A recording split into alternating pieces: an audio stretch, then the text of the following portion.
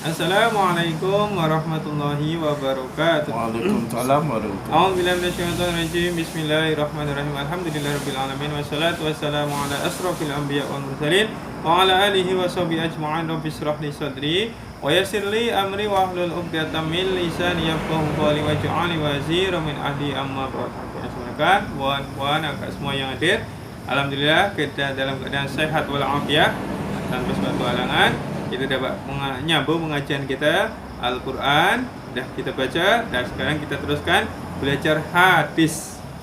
Oke, bismillahirrahmanirrahim. Kita sambung lagi hadis ini, yaitu hadis tentang kelebihan ilmu dan zikir pada Allah. Ilmu dan zikir pada Allah. Kita sambung bismillahirrahmanirrahim. An Jabir bin Abdullah radhiyallahu anhu rafa'ahu ila Nabi sallallahu alaihi wasallam qala ma amila adamiyun amalan anjalahu minal adabi min dzikrillahi ta'ala qila walal jihadu fi sabilillah qala walal jihadu fi sabilillah illa ayyat riba bisayfihi hatta yang qati'a rawahu at-Tibrani, rawahu Imam Tabrani atau Tibrani. Jadi maksudnya adalah Sayyidina Jabir bin Abdullah radhiyallahu anhu meriwayatkan bahwa Nabi Shallallahu alaihi wasallam telah bersabda, tidak ada amalan yang dilakukan oleh seseorang lebih daripada zikir pada Allah untuk menyelamatkannya daripada azab Allah Subhanahu wa ta'ala.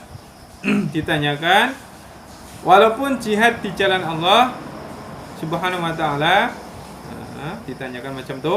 Baginda sallallahu alaihi wasallam bersabda lagi, jihad pun tidak boleh mengatasi zikir pada Allah untuk menyelamatkan seseorang daripada azab Allah Subhanahu wa ta'ala, kecuali seseorang itu berjihad dan terus berjihad sehingga pedangnya patah.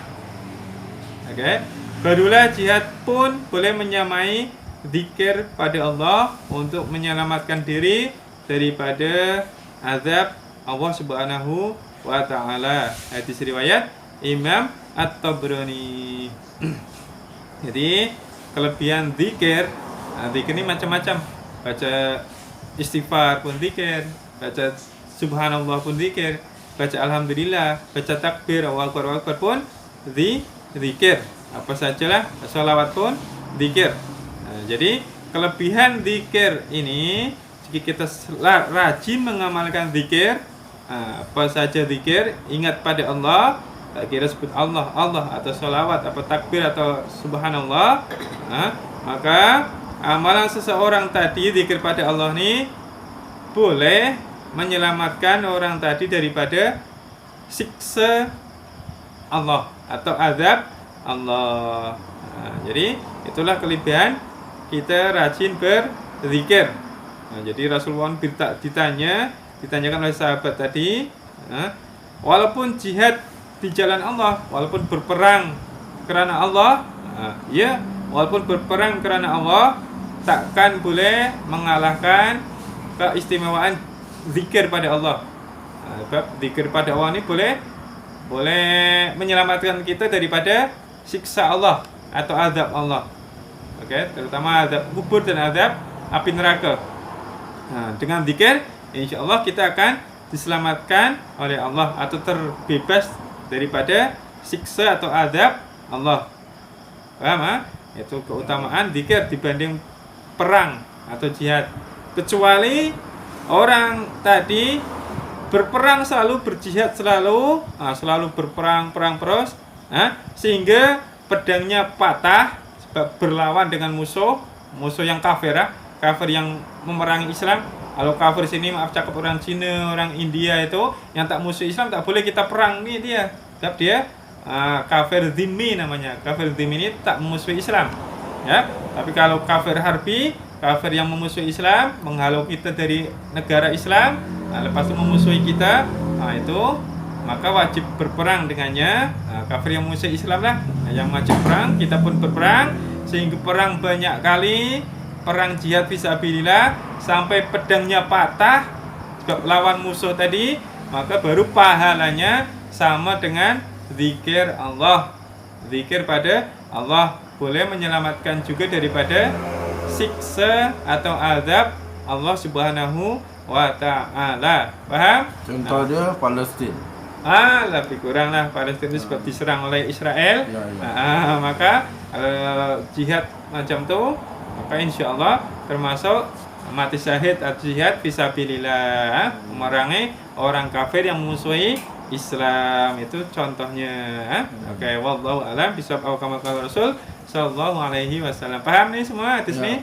Perbanyaklah zikir semampu kita. Kadang sambil kita jalan tengok TV atau sambil kita duduk-duduk, daripada emak pun sambil masak, sambil basuh baju, zikir tak apa. Subhanallah, subhanallah. Kalau dekat jamban, dalam hati. Dekat jamban, dekat tempat-tempat kotor, zikirnya dalam hati. Paham? Oke, apa persoalan sila? Siapakah orang yang tidak mau masuk syurga? Oke, adakah atau siapakah orang yang tak mau masuk surga? Jadi, ini diambil dari hadis Rasulullah sallallahu alaihi wasallam.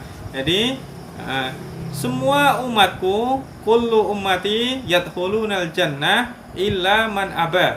Jadi semua umatku akan masuk surga. Umat Rasulullah, orang Islam lah, umat Rasulullah akan masuk ke surga kecuali orang yang tak mau. Adakah orang tak mau? Ternyata ada. Lepas itu sahabat bertanya, man aba? Siapakah orang yang tak nak ya Rasulullah? Rasulullah pun menerangkan dalam hadis berikutnya, orang yang taat padaku dan taat pada Allah, dan taat padaku sesuai ajaran Rasulullah, maka dia akan masuk ke dalam surga. Sedangkan orang yang durhaka dengan perintahku, perintah Allah dan perintah Rasulullah, maka dia akan masuk ke neraka. Itu maknanya orang yang tak mau masuk surga ini orang yang durhaka pada Allah dan Rasulnya, tak nak taat pada perintah Allah dan Rasulnya, maka akan masuk ke dalam neraka. Itulah orang yang tak nak masuk ke dalam surga. Kita boleh pilih mau masuk surga, mau masuk neraka. Paham kan? Oke, cukup. Ada lagi soalan, Kak? Apakah hukum bersangka buruk? Oke.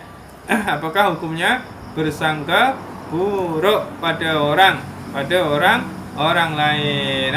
Jadi kalau kita jumpa orang yang tak kenal lah, contohnya kan, tapi kalau kita tahu dia tuh memang pencuri, penjahat, contoh kita memang tahu lah dia ini memang orang pencuri lah, penjahat, maka bersangka buruk boleh. Tapi kalau kita tak tahu jumpa orang ini, tak tahu dia ini orang baik ke orang buruk, maka eloklah bersangka baik.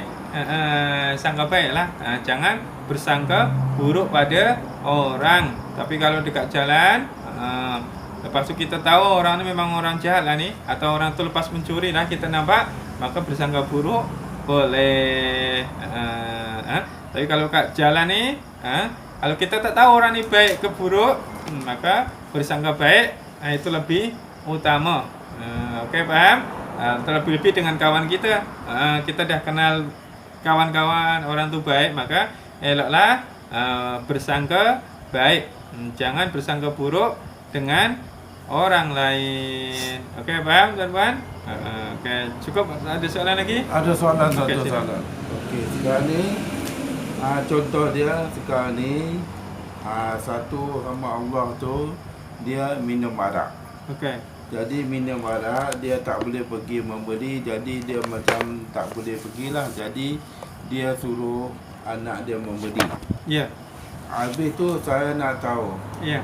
dosakah, apakah anak tu berdosa sekali dengan ayah dia ke macam mana tu? Oke, ya.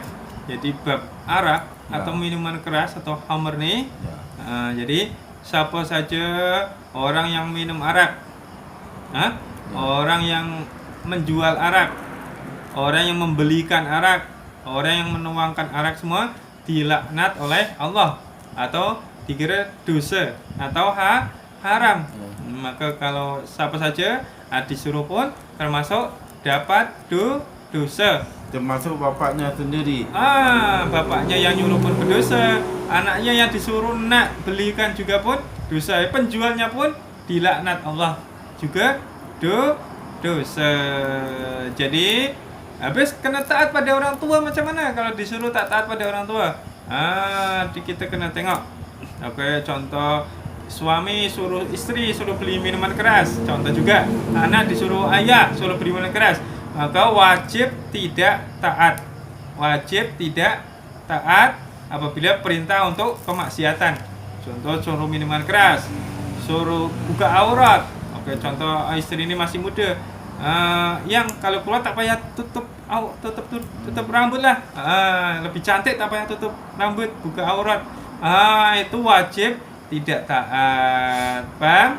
Kalau perintah yang kemaksiatan, berbuat kemaksiatan, maka wajib tidak taat walaupun pada suami, pada ayah. Siap nanti sama-sama dapat laknat Allah. Oke, paham? Contoh suruh beli minum